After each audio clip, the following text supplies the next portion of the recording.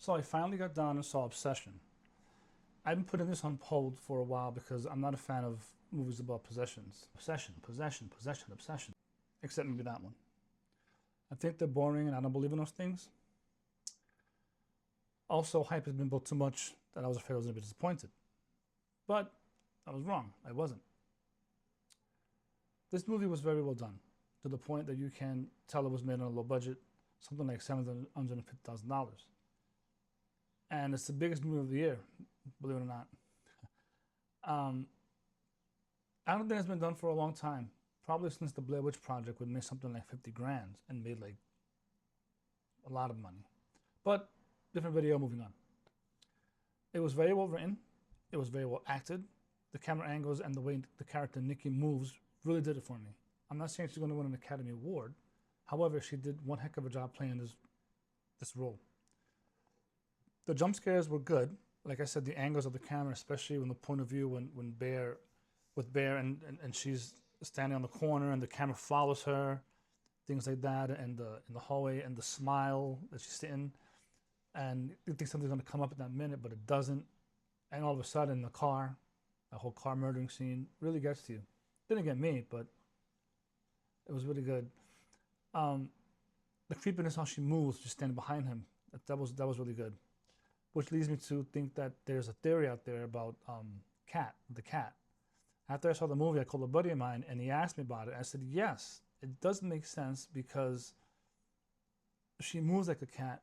I know he loved the cat, and before he made the wish, he was mourning the cat. So maybe the cat spirit jumped inside of her. That's just a theory. I'm not saying that it's true. When she threw up, she had cat food on the picture of you, not me. But I don't understand why she'd feed him the cat, unless that was imagination. But she would bring him things that the dead bodies. She actually bought him the cat as a gift, which is something that cats do, because mine does that. But that's just a theory. Another theory was that he possessed her. You know, a lot of clues saying that she hops in and out of it. Just great acting on her, like I said. Where she says, "Help me." The part where she goes backwards was really, oof, that was good. That was very cool. I like the fact that it's not a demon, and because she's not attacking him. She's not, you know, it's really interesting. That's probably why I don't like demonic possessions. I think they're the same thing over and over again. But I'm gonna say, as I mentioned earlier, this movie and The Human Centipede are the only two movies that I saw that I sat at the end of the credits saying, why didn't I think of that? The Human Centipede is a totally different movie. It's a psychotic, gore-fest, disturbing, twisted film. This is a low budget to the point possession film, supernatural possession film, I would say. But they're not the same type of movie. It's the first of their kind, I believe. There are many gore fest out there before Centipede came out, and there's many possession films that came before this one. But this is actually, in my opinion, it sounds ridiculous, a little more realistic. I'm gonna put them in the different category of movies that kind of pioneered this kind of the way the Blair Witch Project did with on footage films.